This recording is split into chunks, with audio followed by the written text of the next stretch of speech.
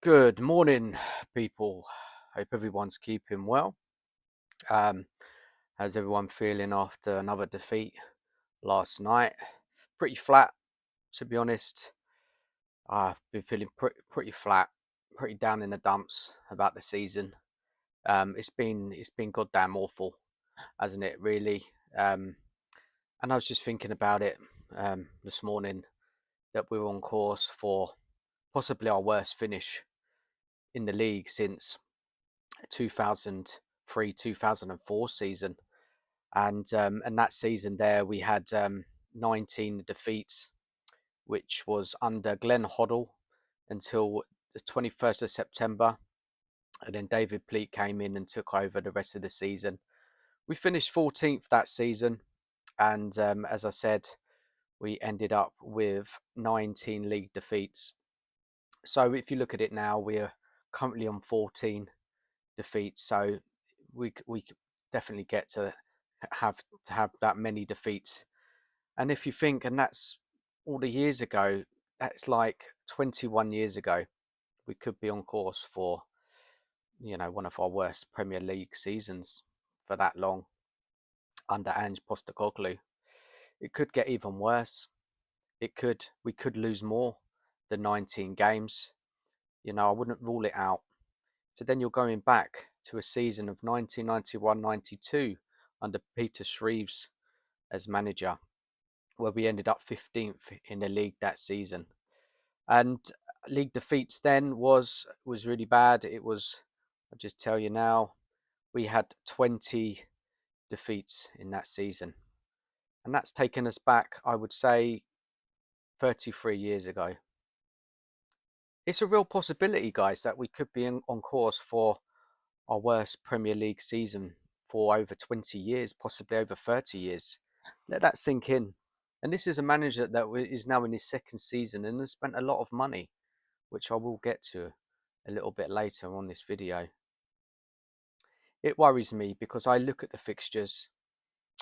Yes, we had our mini run, 3 wins, but as I've been talking on my videos on Beyond the Lane, that there's context to those wins. You don't need me to repeat that. But we lost again last night to City. Not one of the best City sides of recent years, but they still managed to beat us quite comfortably, I thought. And we were just not good enough tactically. How we organised, so open. Our attacking play wasn't great.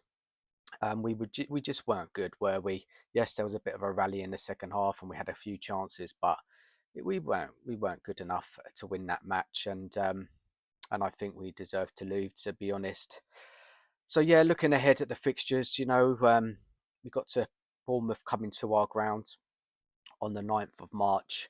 Really, really tough game. Bournemouth having a really good season. You couldn't rule out losing that game. It's a home game. Maybe we could win, but possible defeat there.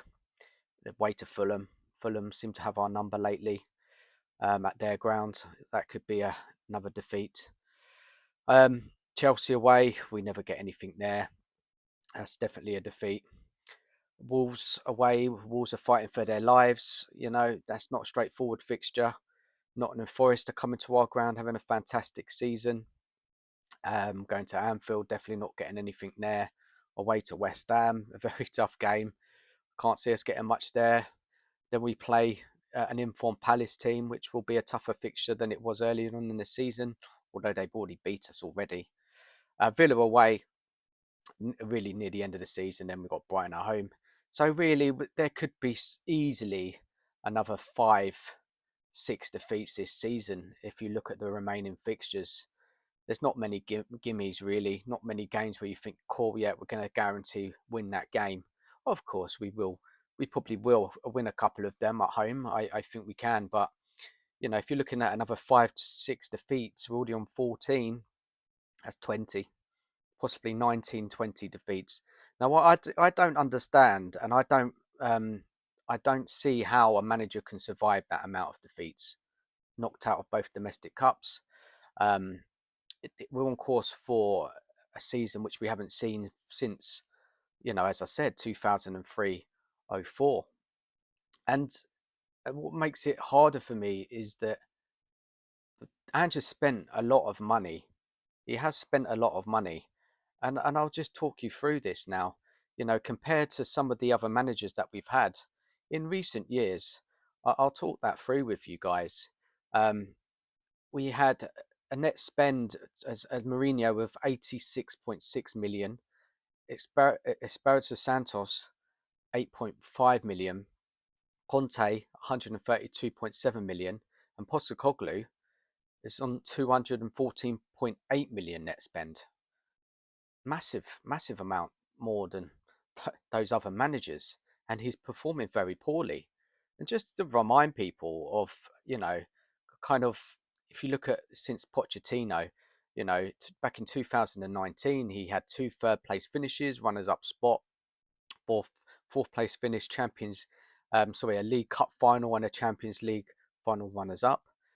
Santo, Espirito Santo, um, he was sacked after 4 months into his reign.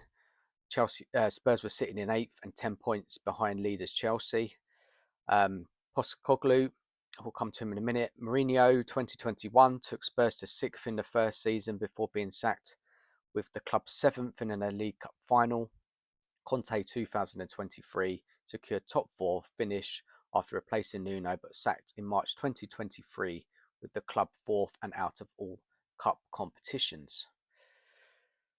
And I look, this season, Ange as a manager, you can rip it apart. There's so many issues. I know a lot of people and Ange himself and possibly the club as well will be sympathetic with the amount of injuries we've had since kind of November, December, January time, and they will say, well, that's the reason why we've lost all those games and not being consistent and playing well.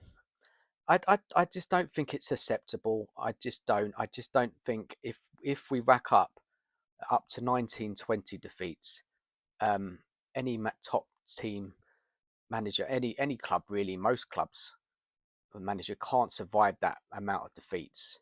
I mean, the win ratio to losses is going to be crazy. And that's it really. I just wanted to kind of talk about the dreadful season we've had, and remind some people that we can't overlook this. If you are behind Ange, what is it? Why are you behind Ange with this level of defeats and us underperforming week in, week out? Um, I don't know what people are seeing for this guy. He's been given a lot of money. Yes, um, I feel the board have not backed him with the right players, but Pochettino, he accepted that summer transfer window, as we keep on saying. The only saving grace for this season is the Europa League, which obviously we're still in. We have the knockout round next Thursday, um, away to AZ. I think it is a winnable fixture over the two legs to get through to the next round. But even so, even if we do, get to the semis or final, does that really excuse our unacceptable league performance over the course of the season? I don't think so. You when you're when a team, a manager comes in and is building something, you need to have some progression. It's been a complete drop off. Last season we finished fifth. This season we're on course to finish anywhere but in below mid table. Any it could be any position from 12th, 13th, 14th, 15th. And you look at the fixtures ahead and I just think, well, it's all going to be a big old struggle, isn't it? And we're just such an open team, so easy to play against. Um, and look, there are so a lot of potential young players there, which I feel with the right coach they can do well. We have got some good players.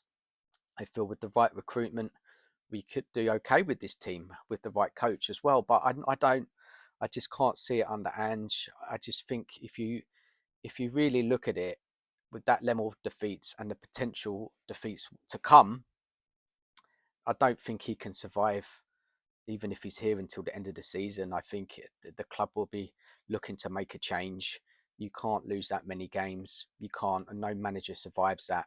And then there's just not enough, if you look at it, um, that you think, well, Ange could make this work. Um, there's small periods of good football, but there's nothing goes into the defensive side of the game. Um, Tactically, he barely makes any good decisions that way. I just don't know. And anybody with a footballing brain in the club, um, surely they'll be thinking, well, Ange, we've given you the money. Yes, you've had injuries. You're knocked out of domestic cups. Um, yeah, it's just not worked for you, and we need to let you go, and we'll bring in another coach. Obviously, always the bigger issue goes back to the board, and we're going to be constantly fighting against their poor management of the club on the pitch. But that's a fight which is ongoing. But I think if we can get a good coach in the summer, and get the right recruitment for that coach, then I think we could have a better season next year. And that's what kind of my hope is. The league is just a write-off now, really. I think it's still important to win and get results and performances, um, but we're really playing for pride now, um, trying to keep the losses down as low as possible. But as I said, when I've gone through the fixtures, there's not many easy wins there at all. And the Europa League is all that we really can hope that we can get somewhere in, and win it. That would be remarkable. But again, as I said, it doesn't excuse Ange's season managing Spurs. For me, it doesn't. It's just not good enough. We can't overlook it. Too many excuses. Um, Too many. Anyway, guys, enjoy the rest of your day. Please leave your comments on what I've talked about in the video. And yeah, please remember to like, share, and subscribe. And I'll catch you all soon. Take care.